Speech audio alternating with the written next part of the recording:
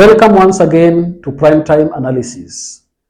Now, we know this mongrel called Bipartisan talks, and Azimio had serious demonstrations that even to some extent led to loss of lives. Many people, the so-called Luo massacre. Deaths happened in Nyanza region, and the Luos were maimed and killed in large numbers. And for those who are injured, some of them are even still receiving treatment in our hospitals. But then I've looked at the discussions that are going on at Bomas. And first of all, when it was called, I said it was needed to be called and it was something that was due to be done. Because me being a Luo, it was really hard for me seeing my brothers and sisters going through what they were going through. And therefore, if it took dialogue to ensure that these deaths are not meted on our people again, or even any Kenyan, I felt like that is something that was needed. But then again, yesterday, Kalonzo and Ichung'wah gave a statement. And their statement was to the extent that they have agreed on the issues that they wanted discussed. They have said that the two factions had their different issues they wanted to talk about, and then they have brought these things together and harmonized them into one document or certain points that they want discussed. Just as a reminder, we remember that Azimio had cost of living as their number one issue. They also had the issue of IBC as their number two issue. Then there was this political party interference as the issue. And then finally, they also talked about the issue of ensuring that there is inclusivity and respect of institutions. The Kenya Kwanza side talked about institutionalizing the CDF, and then they also talked about having two-thirds gender rule addressed that issue. They also wanted having the office of Prime Minister and office of the official opposition leader also included in the constitution. So these two parties have come together and these issues have been harmonized.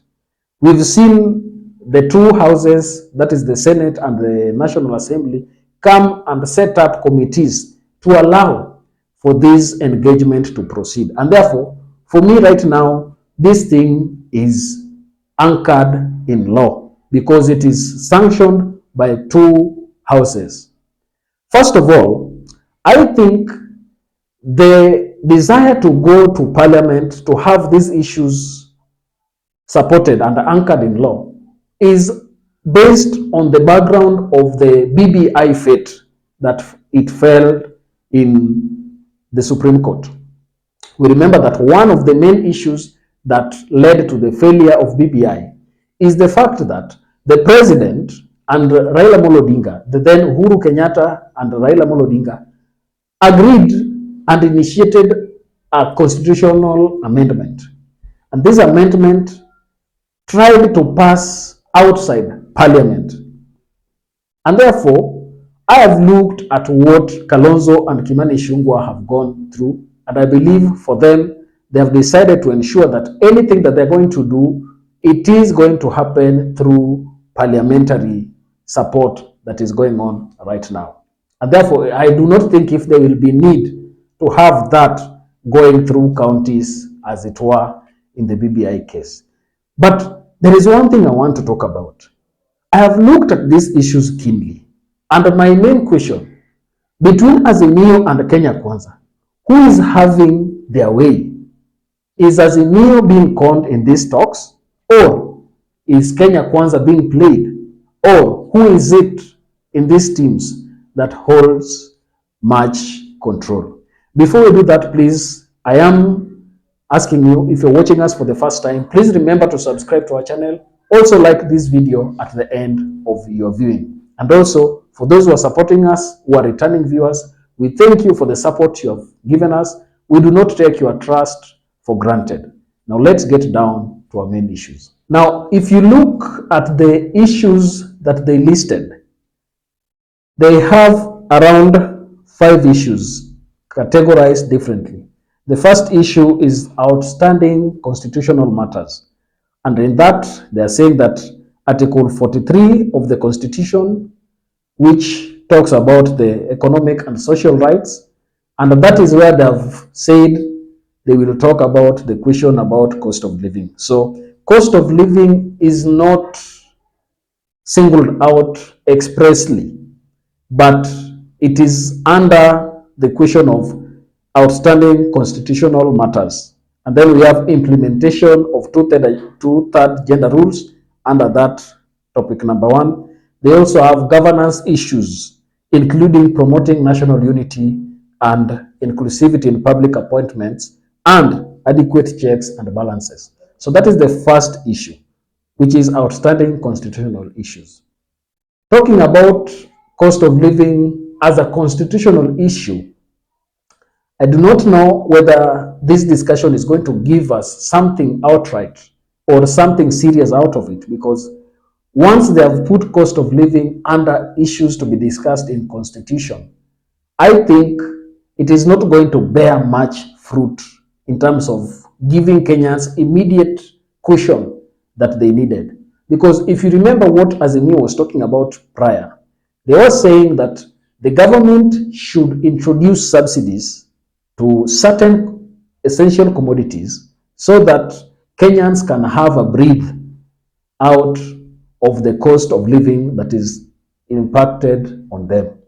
But putting it into a constitutional issue perspective makes it a little bit challenging, because having to address them using the constitution might be something that will take a process. And I do not know any kind of proposal that they will have when it comes to looking at constitution to make Kenyans have a better cost of living. The next issue that they're talking about is the electoral justice and related matters. Under electoral justice and related matters, they're saying that restructuring and reconstitution of the IBC, that is something that is common for both of them. We also have boundaries delimitation and audit of the 2022 presidential election. That is also there. In this, I think Azimio has scored a little bit higher, because the constitution of IBC is something that Azimio has been calling for and pushing for all that time. That is something that is positive for me, because I believe they will have enough time to probe the recruitment and also enlisting and restructuring of our elections can be done.